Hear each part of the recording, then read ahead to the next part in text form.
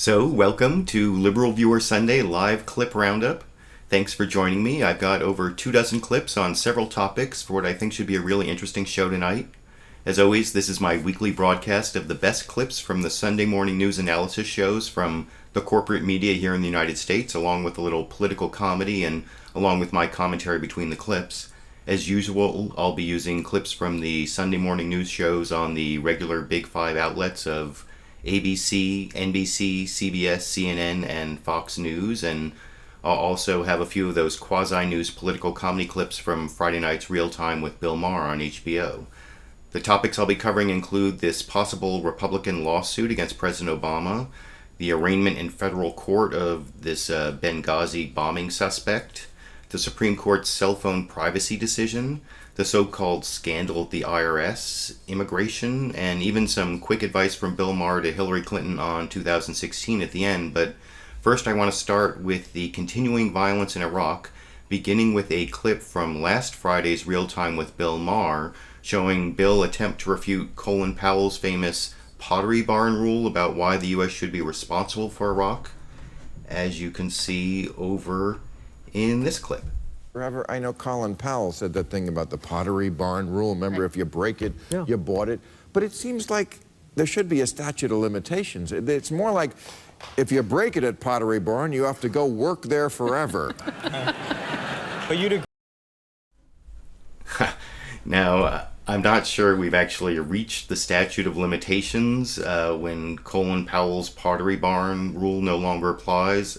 After all, I made a video a week or so ago about, I think it was titled, Iraq Needs Congress of Vienna for Middle East, and it said that Britain and France still have some responsibility for drawing those arbitrary lines in the Middle East after World War I, almost 100 years ago. But I want to show a couple clips on another kind of accountability for Iraq, accountability for the chicken hawks in the George W. Bush administration for being so wrong on Iraq.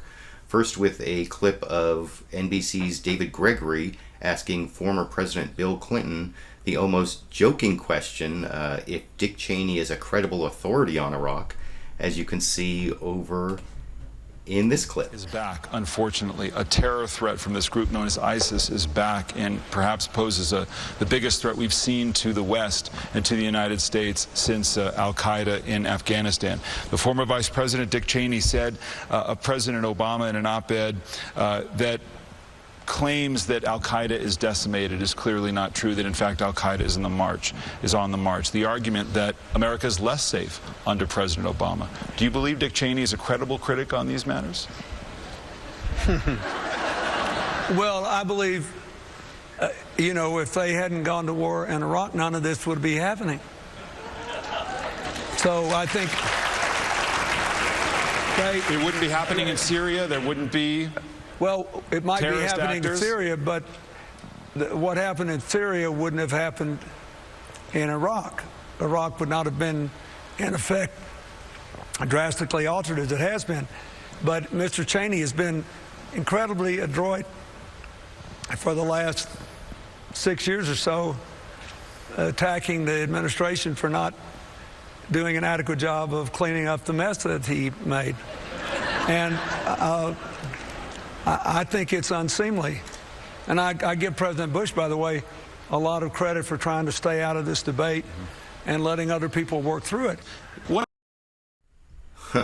Now, I don't often agree with nice things that people say about George W. Bush, but I guess what Bill Clinton said there is true, and just about anyone looks good in comparison to Dick Cheney, I guess. But an even more interesting attack on the chicken hawks who supported the George W. Bush administration came when ABC's This Week with George Stephanopoulos put left-wing editor of The Nation magazine, Katrina Vanden on a panel with neocon movement leader Bill Kristol, leading to the conflict that you can see over in this clip. There is no military solution to Iraq.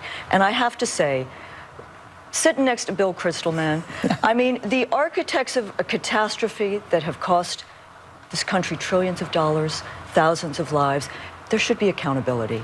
We should not, if there are no regrets for the failed assumptions that have so grievously wounded this nation, I don't know what happened to our politics and media accountability, but we need it, Bill, because This country should not go back to war. We don't need armchair warriors. And if you feel so strongly, you should, with all due respect, enlist in the Iraqi army.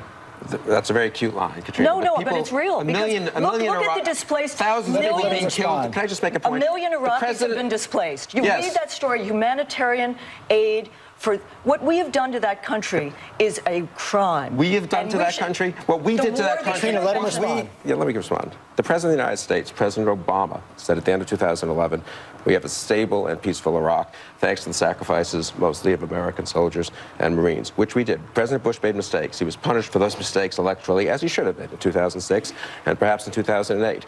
He also had the courage to order the surge in 2007, which made up for those mistakes and left things peaceful. This president pulled out of Iraq in 2011. He let the Syrian civil war explode, and now we have a terrible situation. The president. Now, I obviously disagree with Bill Kristol that George W. Bush won the Iraq War and left it all peaceful, and it's President Obama who screwed it up. And it was definitely fun seeing Katrina, Vanden, Huevel holding Bill Kristol accountable for being such a big cheerleader for the war that's led to this outcome, at least in my opinion. But those mistakes of 2003 and 2004 aren't stopping Republicans in 2014 from advocating more intervention in Iraq and, again, hyping the threat with Republican chair of the House Homeland Security Committee, again this week, as I showed last week, claiming that the #1 threat to the U.S. homeland is this ISIS insurgent group in Iraq, the Islamic State in Iraq and Syria, which apparently made this big announcement today that it's now a caliphate and it's just called IS, the Islamic State. But this was before that announcement, and Representative McCaul was still calling it ISIS and still calling them the #1 threat to the U.S. homeland over in this clip. We don't want this this victory we had to be lost now. We owe it to the Gold Star mothers.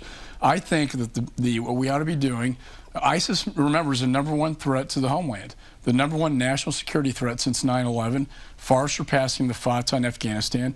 Core al-Qaeda even calls ISIS extreme, if that gives you some perspective. But I think we need to look at two things. One, targeted airstrikes against ISIS without collateral damage to the Sunnis. And #2, a diplomatic political reconciliation with the Sunni and the Shias. Not an easy thing to do. Maliki, I think, really blew his opportunity the last 5 years to do that, as did the president, in my judgment. But I do think that is the final answer. We are seeing some movement on the positive side of Sunni tribal leaders starting to disassociate themselves from ISIS because they are so extreme. And we're seeing Shia cleric leaders and basically saying, you need to talk to the Sunnis and work this out. I think Maliki has to go. I don't think this can happen with Maliki in power. The good news is they have to finalize their government the end of this month. And I do think the Shias are starting to move towards that direction to a new leader. So, yeah, a lot of people seem to think that Nouri al-Maliki, the prime minister of Iraq, who has really favored his own Shia sect and not brought the Sunnis and the Kurds into his government, that he has to go.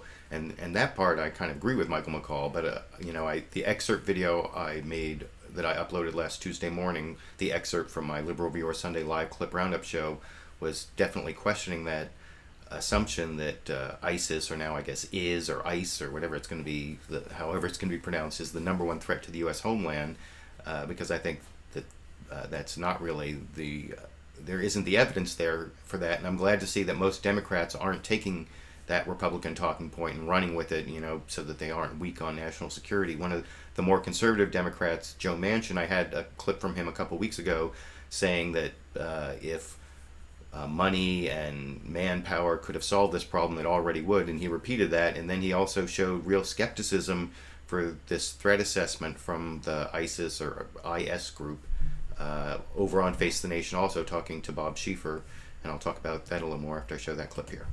And we've said this before, Bob, if military might or money would have solved that problem in that part of the world, and we could have made it better, we'd have done it by now. You're not going to change that. They are determined to have Secretary of War, to have a civil war, if you will. We've got to make sure that we're not drawn into this taking sides, because we'll never get out. The bottom line is we've got to let them know, you show that you're willing to do harm to America or Americans, we'll do whatever it takes to strike and strike hard. Whether it's in Syria, whether it's in Iraq, wherever it may be. And that should be our goal and our mission. It's very troubling trying to get pulled in, and maybe we should be taking this side, or the request for $500 million. I have a lot of problems with that, Bob, and I, for one, would not support that unless I see other facts that would prove me wrong. But what you seem to be saying here is if we think it is a threat to our national security, we should be ready to go with airstrikes, we should be ready to go with drone strikes, we should do whatever is necessary to protect the U.S. interests. Bob, I agree with you on that. If they show, if there's proof that there is going to be threats to our country, we'll do whatever we can to prevent that from happening. I'm all in support of that. Right now, we were told that before when we went into Iraq way back in early 2000. That didn't prove to be from what we were told. So right now, people are going to be a little skeptical on that. Do we jump back into this thing? We're concerned about our allies and friends in Jordan, very much concerned about that. Of course, Israeli, our greatest partner, if you will. We're watching all of these things, but the bottom line is for us to jump in and try to take sides and put money in there, or airstrikes or forces right now, not knowing who the friendlies are and not knowing if any equipment that we send over there will get in the hands of ISIS, all we do is exasperate the problem. So we're very cautious about that. My main concern right now, protect the embassy, protect the Americans over there, and be able to take care of them no matter what happens. That's what I'm told that we're doing. I support that. If that's what they're doing, I don't support further aggression from ours, from the United States troops, or our people being over there any other way, shape, or form, because I think the Iraqis have to take care of this themselves. We've spent enough time and effort and money. Yeah, I agree with that, and I'm glad to see a Democrat and even a especially conservative Democrat from the Senate saying that we should be skeptical and that we need to let the Iraqis take the lead and not put force in until we know that our force is going to be used in some effective way. And everyone's against boots on the ground, but I think that there are people who want to put a lot of more military effort into Iraq than the situation and the friend and foe problem right now allows us to do. And I think that it is kind of splitting along party lines, because I showed Michael McCaul, the Republican, very gung-ho for the threat, fighting the threat of this Islamic State in the middle of the Middle East, and Joe Manchin, the Democrat, was more skeptical. And then later on Face the Nation, they had Senator John Barrasso, and he talked up ISIS, the ISIS group, as it was calling itself earlier this morning, as like the greatest terrorist group or the worst terrorist group that the world's ever known, it seemed like, as I'll discuss a little more after I show that clip here. I agree with the need to make sure our embassy is protected. Clearly, I see ISIS as a direct threat to the United States. They have the capacity, and I believe they have the intent. They have stated it in terms of their opposition to the whole Western world. They are the richest, most powerful, and most savage group of terrorists in the history of mankind, and they've taken over an area truly the size of Indiana, bordering Syria as well as Iraq. So I think it's a direct threat to the United States. So what do we do? In the history of mankind, I don't know. That's a pretty long history. I'm not so sure about that bit of hyperbole. And the statement on Iraq that I find most reasonable is kind of what Joe Manchin said also over on This Week with George Stephanopoulos. George Stephanopoulos had an interview with President Barack Obama, and he discussed the threat, and he sort of put it in context. I'm not saying that this group isn't any threat to the United States or United States national security. I think they're pretty much involved in what's going on where they are more than coming all the way over here right now, but they're just one of many threats. And here's President Barack Obama addressing that issue in my final clip on the Iraq situation for the show tonight over here. In Iraq, officials estimate that the ISIS militants have about 2,000 fighters with Western passports. They can enter the U.S. without a visa. And in my exclusive interview with President Obama, he conceded that the threat they pose is growing. You know, I think we have been under serious threat my entire presidency, and we have been under serious threat predating 9/11 from those who embrace this ideology. But they're gaining strength, aren't they? Well, they're gaining strength in some places. We've seen Europeans who are sympathetic to their cause traveling into Syria and now may travel into Iraq, getting battle hardened. Then they come back. They've got European passports. They don't need a visa to get into the United States. Now, we're spending a lot of time, and we have been for years, making sure that we are improving intelligence so that we can respond to that. We got to improve our surveillance, reconnaissance, intelligence there. Special forces are going to have a role, and there are going to be times where we take strikes against organizations that could do us harm. So that's definitely more reasonable, if maybe more militaristic, even from President Obama, than I would like. I mean, I'm certainly not endorsing his whole drone strike program, and he talked about drone strikes there, and I don't think we really need another place for drone strikes, but certainly that's better than the kind of military aid, and who knows exactly what it is, the more right-wing Republicans, I guess some of them even wants to go to war with Iran, and I'm not sure how we're going to go to war with Iran when Iran's on our side in Iraq right now, and I don't know, the whole thing's kind of a big mess, and I've been continuing to cover it on LiberalViewer Sunday Live Clip Roundup. Somehow I think I will be covering it again next week, and as you notice from those clips, in the next few days, the Iraqi parliament's supposed to try to get together and form some sort of coalition, or work out the whole government arrangement there, and maybe with the threat from this group they'll actually come together, but I don't know. No one seemed really optimistic, and I can't really give you any reason for optimism, but I want to move on to the next topic. So I guess the Republicans have decided that they are going to file a lawsuit. The Republicans in the House of Representatives, John Boehner, the Speaker of the House, announced it this week, and I'm going to talk about it with a few different clips. I'm going to start off with the news clip on this from Fox News Sunday this morning, which left out a couple important facts, although it gave sort of a good summary of what's going on otherwise, but I'll tell you what the facts are that were missing from this Fox News Sunday news report from Fox News reporter Mike Emanuel, talking about John Boehner and the Republicans filing this lawsuit against President Obama over here.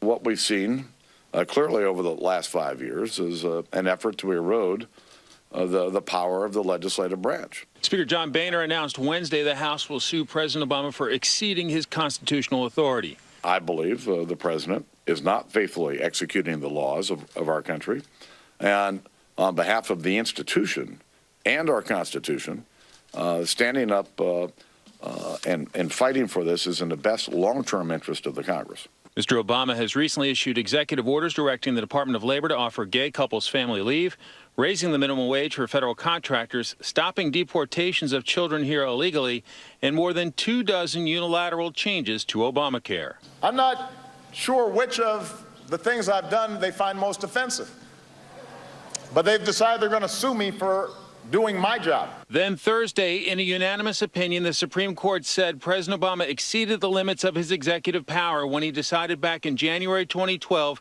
to bypass the Senate and name 3 new members to the National Labor Relations Board. Writing for the court, Justice Stephen Breyer found that mechanism enough to keep the president at bay. Quote, "We hold that for purposes of the Recess Appointments Clause, the Senate is in session when it says it is, provided that under its own rules, it retains the capacity to transact Senate business.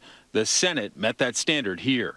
Boehner called that a victory for the Constitution and against President Obama's aggressive overreach. That sets the stage for the House to vote in July to move forward with a lawsuit. Chris?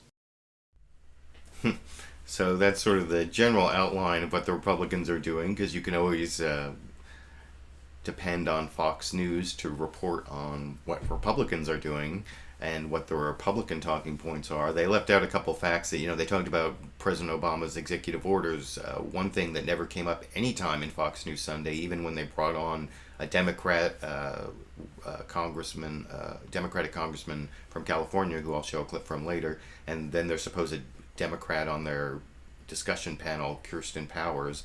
None of them brought up that President Obama has fewer executive orders than I think any president since like Grover Cleveland, and fewer than George W. Bush and Bill Clinton and George H.W. Bush, and And then they also never brought up, they talked about that whole lawsuit thing there, and that John Boehner is filing, but they didn't mention the fact that John Boehner didn't say what his grounds were for the lawsuit. They said they're suing Obama, but they won't say what the grounds are yet, and that's a little ridiculous, I think, and that's one of the things that those 2 points were pointed out over on one of the other Sunday morning shows this morning. It's on Meet the Press. The former, or just left the White House, she used to be White House counsel, Kathy Ruemmler, I believe her name is, and she was interviewed by Meet the Press's David Gregory, and she talked about these 2 flaws in the Republican lawsuit that never made it onto the Fox News broadcast that you can see over in this clip. Well, David, look, obviously this is just for show. There is a concept in litigation called standing, which I've heard some people talk about in connection with this proposed lawsuit. And what basically that means is that you have to show some kind of concrete injury. And, you know, Speaker Boehner, I think, knows that as well as anybody. I don't think that Congress can show any injury here. Congress has a lot of tools available to it to challenge the president if, it disagrees with things that he's doing. Most importantly, the power of the purse. And, but, a lawsuit is, to say it's frivolous, I think, is an understatement. Do you think they sidestep this and actually pursue impeachment? Well, I think that's would be extreme and obviously completely unwarranted. I mean, the president.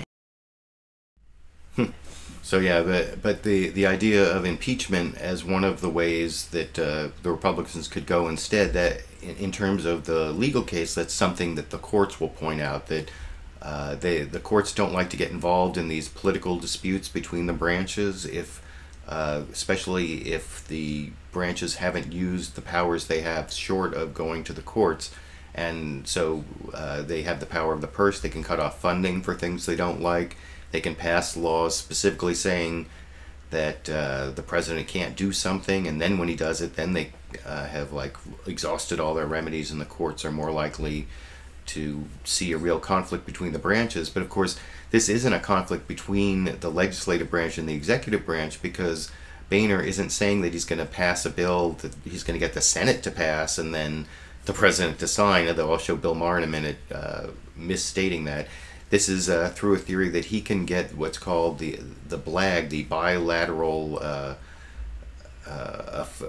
the bilateral legal affairs group in the House of Representatives, which is made up of the 3 Republican leaders and 2 Democratic leaders of the House. So it's weighted for the Republicans. If they vote 3-2 to go forward with this lawsuit, they're going to have standing, and that's how this lawsuit's going to go forward. But I mean, it's kind of ridiculous, especially that they've decided to sue without saying what the grounds are. And I talked about that, and Kathy Ruemmler just talked about that a little bit, but she made that point even more clearly in this next clip I want to show from her interview with David Gregory on Meet the Press over here.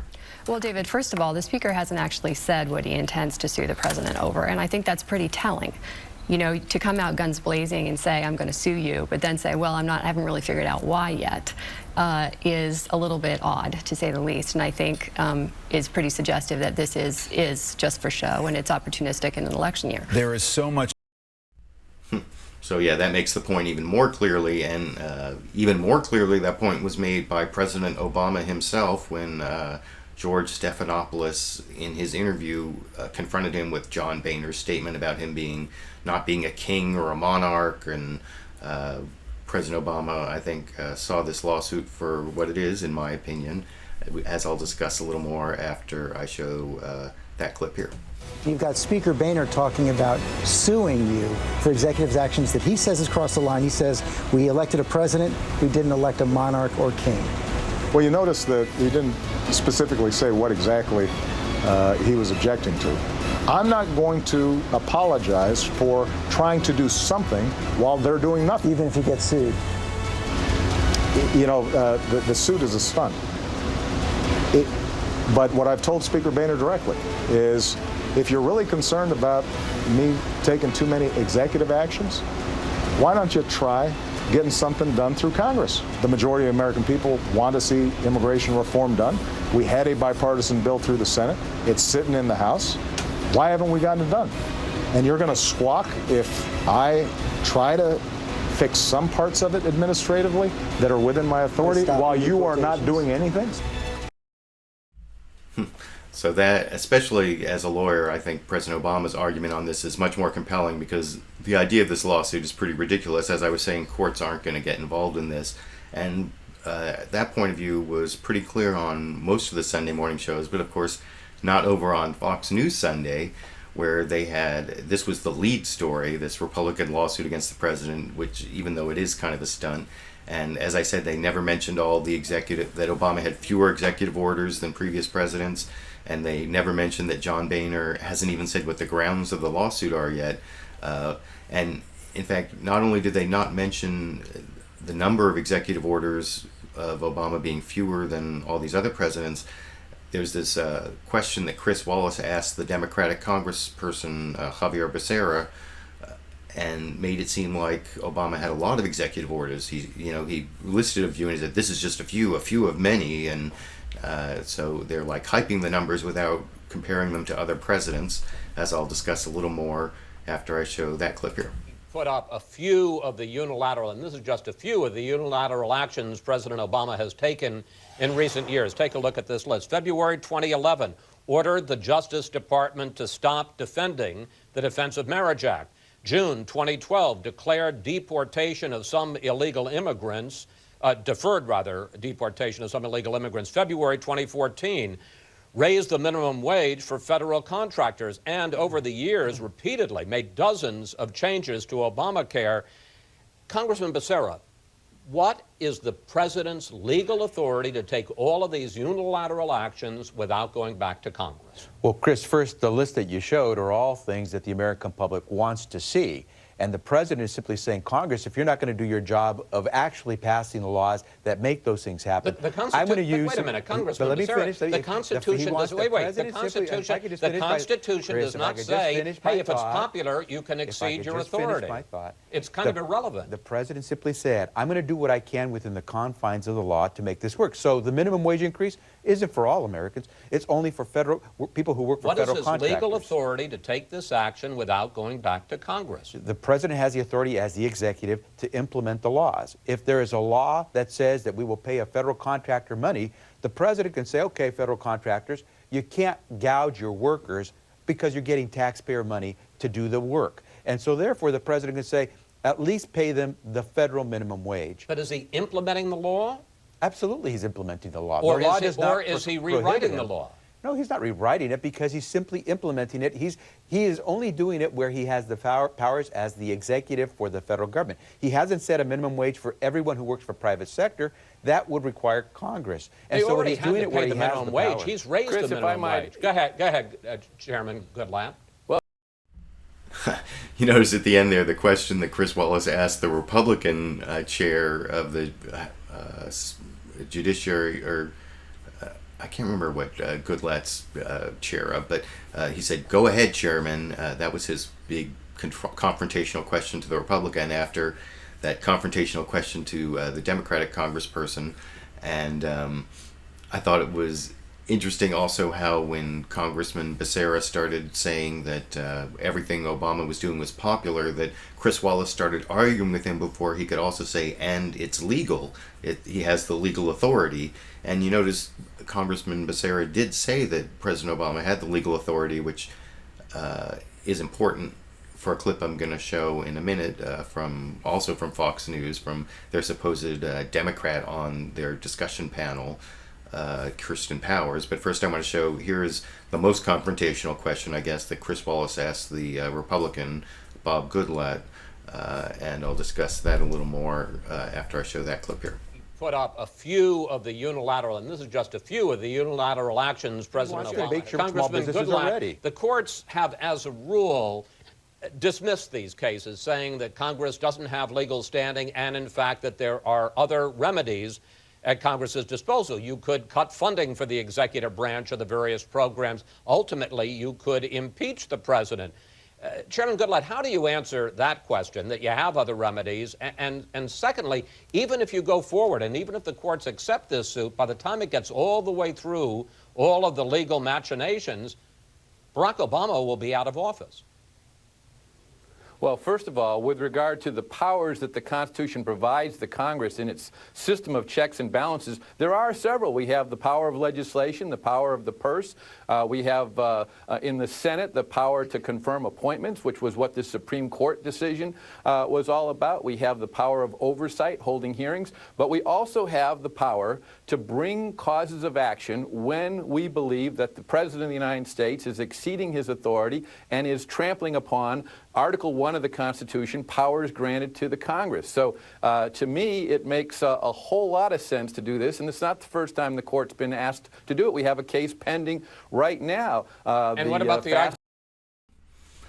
So, yeah, you can see the Republican there, Bob Goodlatte, was responding to the question, and later he says that it's not too late to go ahead to sue President Obama because the Republicans have tried to make it go faster on another bill that they couldn't pass. But before I leave the Fox News coverage of this Republican lawsuit against the president, I want to show how they had a panel discussion and every single person on the panel was supportive of this lawsuit. No one talked about how President Obama had fewer executive orders.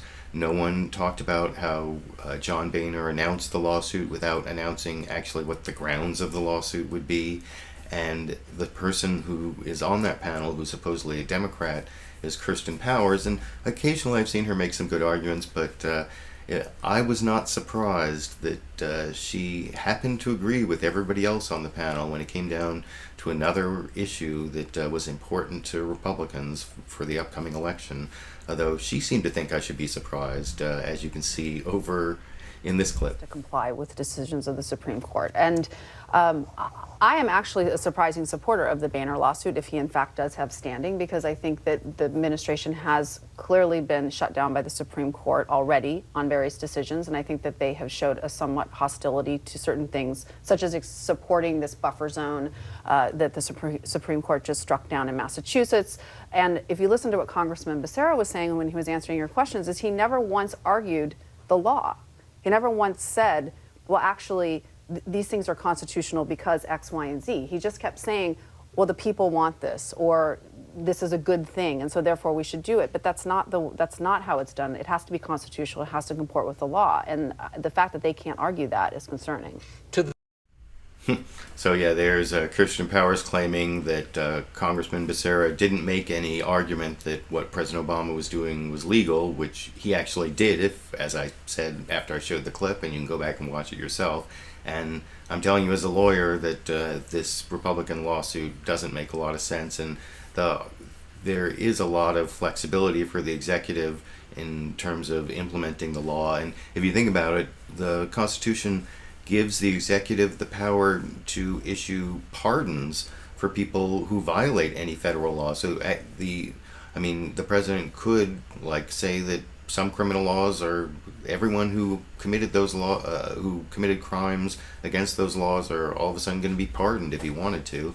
And I think Jimmy Carter did the amnesty for the people who fled the Vietnam War up into Canada and whatever. But before I leave the issue of this Republican lawsuit against President Obama, I want to show a quick clip from Bill Maher on HBO's Real Time last Friday night, where he gave the opinion of this lawsuit that I hope becomes the way the people see it with this upcoming election, that it doesn't get traction as Obama being an overreaching executive, but more how Bill Maher sees what's happening over in this clip.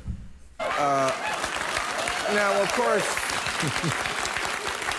of course, in reality world, you can't really, if you're the Congress, sue the president, or else they'd be doing it all the time. First of all, they would have to pass a bill that said you could sue Obama. That would have to go through both houses of Congress, and then Obama would have to sign it. So this is just a tantrum. It's so Real Housewives.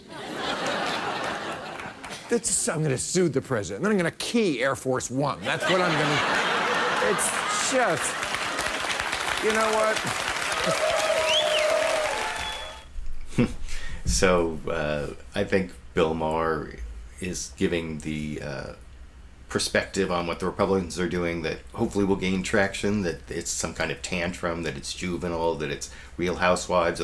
Although the thing he said at the beginning wasn't correct, that the Republicans have to get it past the House and the Senate and get Obama to sign it to go forward with the lawsuit.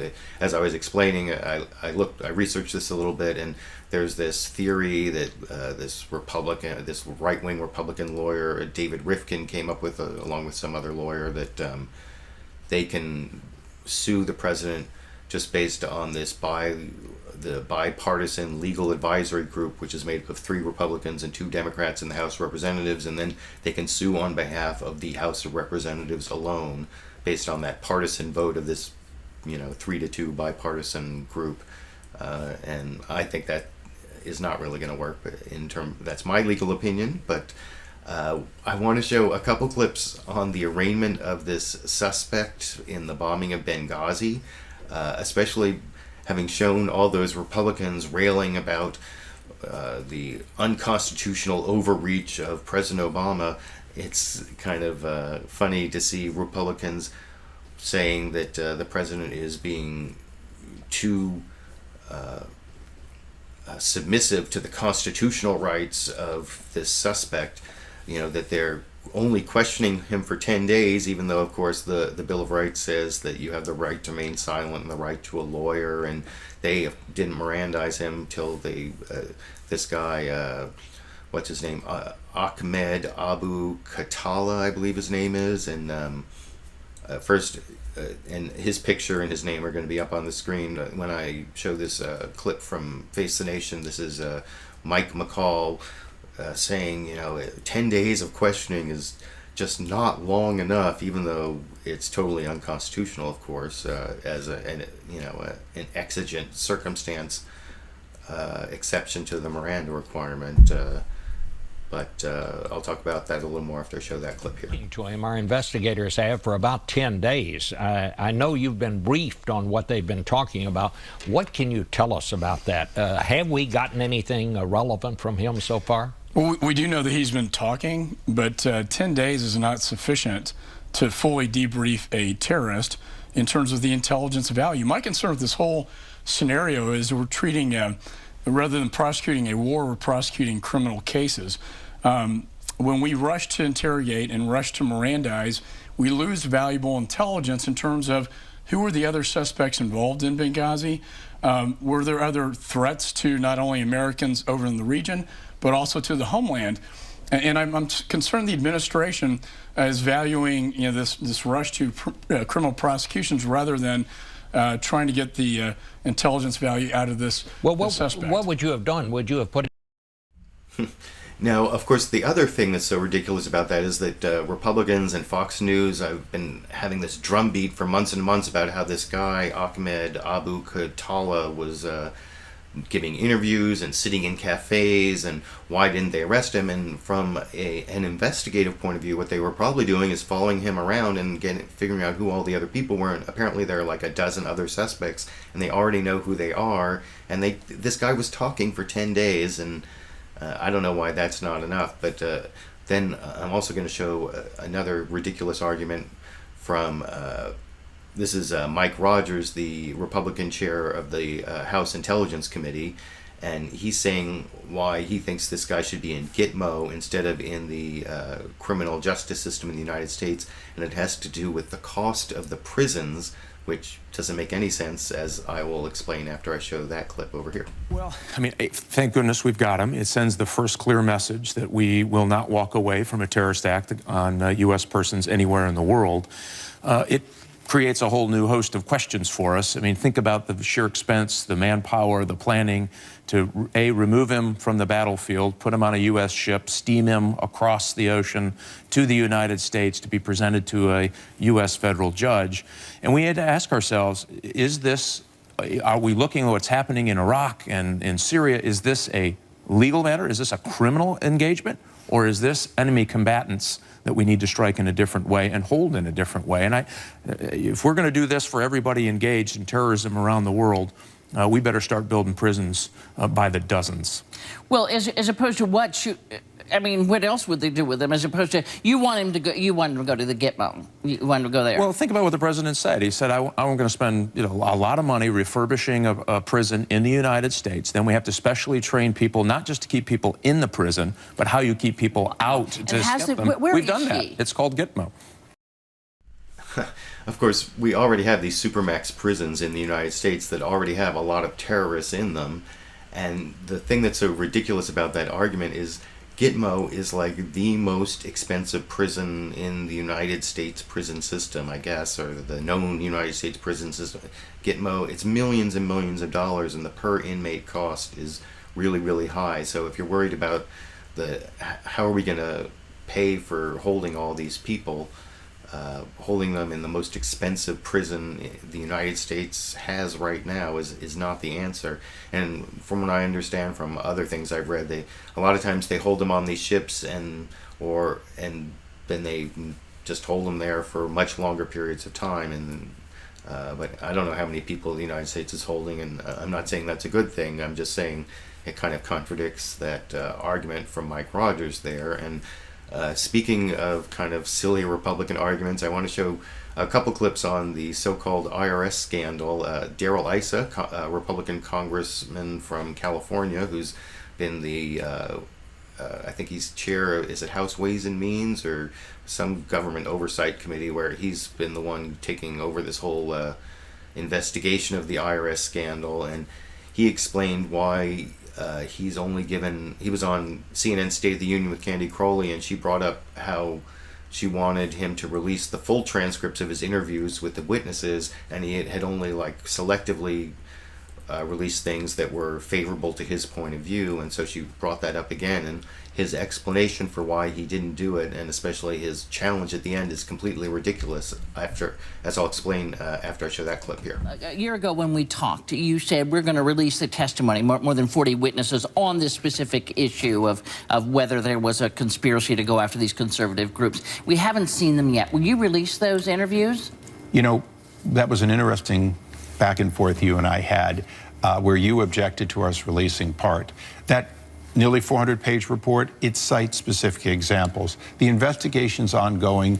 No investigator releases all of their stuff, if you will, all their questioning. And I'll just give you an example. One witness under oath told us that he was told to read another person's transcript, which had been released, in preparation for our interview. That should scare you when people are being coached using other interviews. So do we want to keep this until we're done? Of course. Now, Mr. Cummings has the ability to release anything he wants from there. It's not a question of secret, it's a question of process.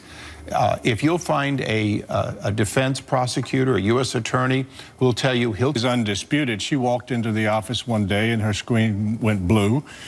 She asked for help in restoring it, and the IT people came and attempted to restore it. They even went so far as to send it to another expert to try to restore the emails. There's 2,000 email crashes. There's 2,000 computer crashes in the IRS since January 1 of this year. Are all of them irretrievable? I don't know, but I think that's what's sort of blowing people's minds is we get it, the computers crashed, but to then say, you know what, we couldn't get it, and so then we shredded the hard drive. You know as an attorney that that's one of the things you would pounce on and go, whoa, whoa, whoa, wait a minute. Sure, yeah. But you do the best you can under the circumstances. Nobody was thinking about trying to keep anything from being discovered. She was as upset as anybody else was about the loss of the emails and the other documents which were on there, which were quite important to her. But the truth is, this was one of those things that happened. At the time, she did everything she could to retrieve it. She reported it right away. And that's the story. That's all there is to it. And you...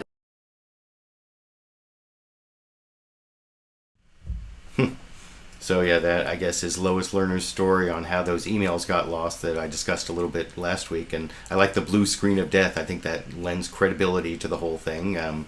Anyway, I want to show those two clips on the whole IRS scandal. And the next topic I want to discuss briefly with a few clips is the immigration issue. So I've been covering the immigration issue for well, pretty much since the show began. And for a while, it looked like there might be comprehensive immigration reform, and then it got killed by Republicans after a bipartisan bill passed the House of Representatives. And now there's this problem on the border where all these kids have been coming over the border from Central America, Honduras, El Salvador, Belize, and it's creating this humanitarian problem.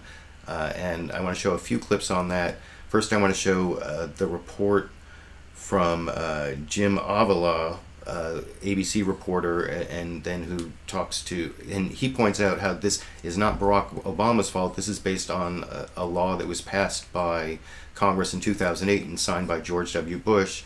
And then he talks to President Obama about it, and I'll discuss that a little more after I show that clip here. So here's the law, signed in 2008 by President George W. Bush, a bill that passed Congress unanimously and says that children cannot be sent back. They must be held humanely until the courts release them to a suitable family member in this country. The Obama administration, as the president himself told George, has no choice.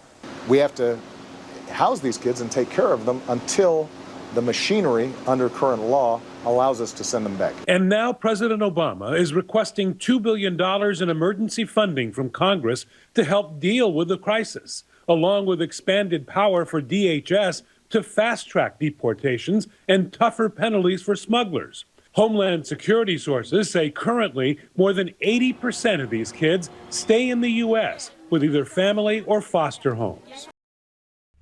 So yeah, that is sort of the basis of this problem, and eventually the kids do get sent back once they can be processed. But I mean, you know, Honduras is currently the capital, the murder capital of the world, and there's a lot of problems there. And I guess this is a response to rumors that this kind of thing would happen. That if you get your kids to the border, that they'll end up in foster care or with relatives because of this U.S. law. And of course, a lot of Republicans have used this as an excuse that they shouldn't pass comprehensive immigration reform because the borders aren't secure. And I want to show this one thing from Bill Maher's New Rules last Friday on HBO, where he addressed this idea that the borders aren't secure, the Republican argument in response to this, that the borders aren't secure, which I'll discuss a little more after I show that clip here. New Rule Republicans have to stop saying that all those Central American kids we're detaining prove we have to secure the border. The border is secure. How do you think we caught all those damn kids?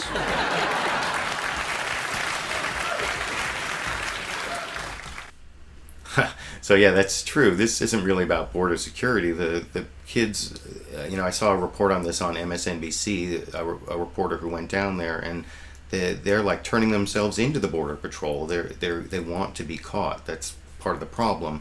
They're not sneaking over the border because of lack of security. They're turning themselves into security when they get there. So it's not really a border security issue.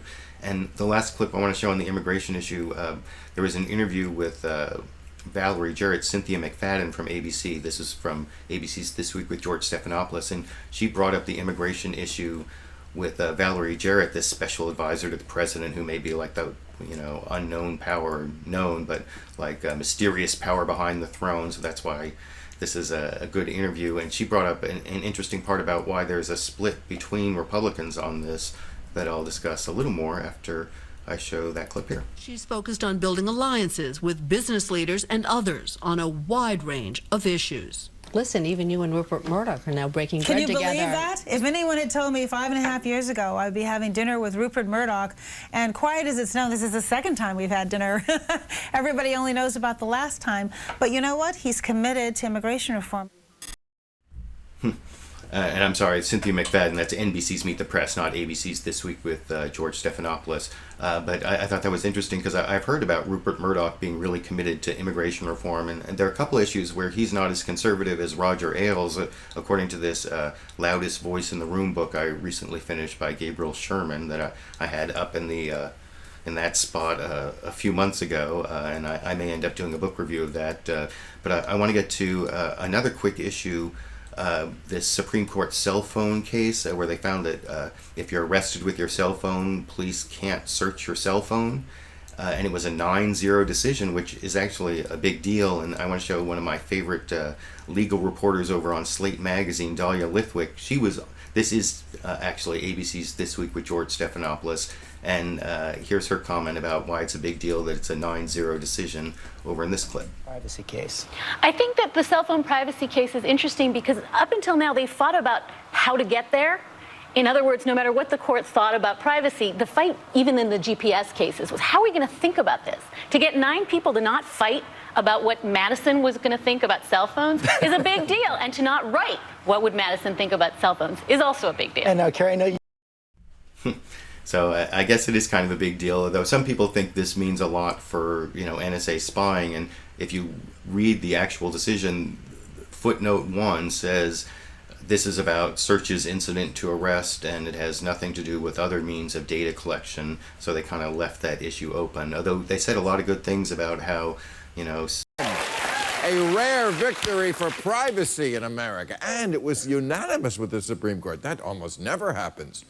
It just shows nothing crosses party lines like the fear of your dick pics being exposed.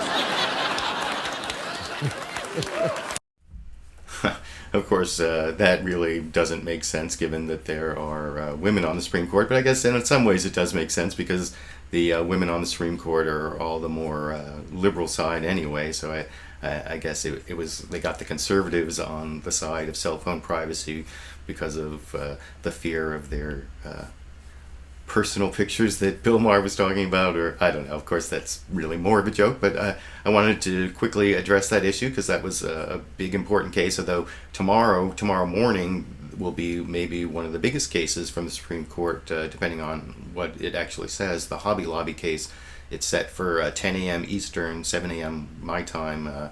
So I'll be looking for that, and I don't know, maybe I'll end up making a video about it. I want to show one more clip before I finish this part of the show, and maybe quickly look at some of the live comments that I've been reading while the clips have been playing. But I want to show one thing where Bill Maher gave advice to Hillary Clinton about her 2016 presidential run, and there were a bunch of discussions on the shows, and I didn't show any of those other clips, about how Hillary Clinton's book tour had gotten her in trouble, and this statement she made about how she and Bill were dead broke when they left the White House, and that showed a tin ear about how average Americans can't make multi-million-dollar book deals. And she also said she was dead broke and they couldn't pay for their mortgages and their houses, and of course regular people don't have houses to worry about. So anyway, Bill Maher had a little advice for Hillary Clinton about how she should handle her 2 years or so until she actually has to run for president. Well, not quite 2 years at this point, but the long time between now and when she really has to run for president. And here's Bill Maher's advice to Hillary Clinton in this clip. It's back. And, people say that, well, Hillary being out there with her book tour, talking about all this stuff, it's going to inoculate her. There's a fine line between inoculate and we're sick of you. My advice to Hillary, just go away. Go away for a while. We're going to see each other in a couple of years, a lot. Just go away, because otherwise you're going to blow this. Yeah. There may be some truth to that, and it's an interesting piece of advice. I don't know exactly whether Hillary Clinton's going to take it. I've been looking in the comments section, and every time I try to refresh it, like 3 out of 4 times, I get this error with all the, where the screen is full of these alphanumeric characters. And I actually I think I'm gonna finish the show a little early again without being able to go into the comments.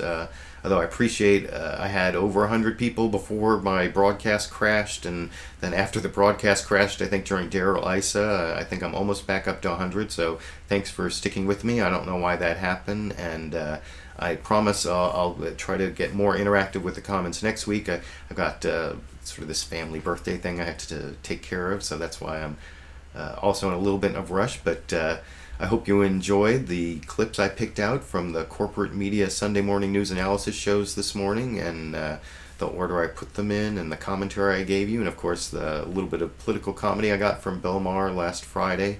There won't be any Bill Maher next week. He's taking the week off, so I guess I'll try to have to try to make it my own political comedy, but I'll see you next week, 6:30 p.m. Pacific Time, Liberal Viewer Sunday live clip roundup. I hope for my U.S. and other North and South American viewers that I ended your weekend with a little bit of extra information, and for those of you around the world where it's already started the new week, I hope I made your week start a little bit more, as you started your week a little bit more informed, and I'll see you all around the internet.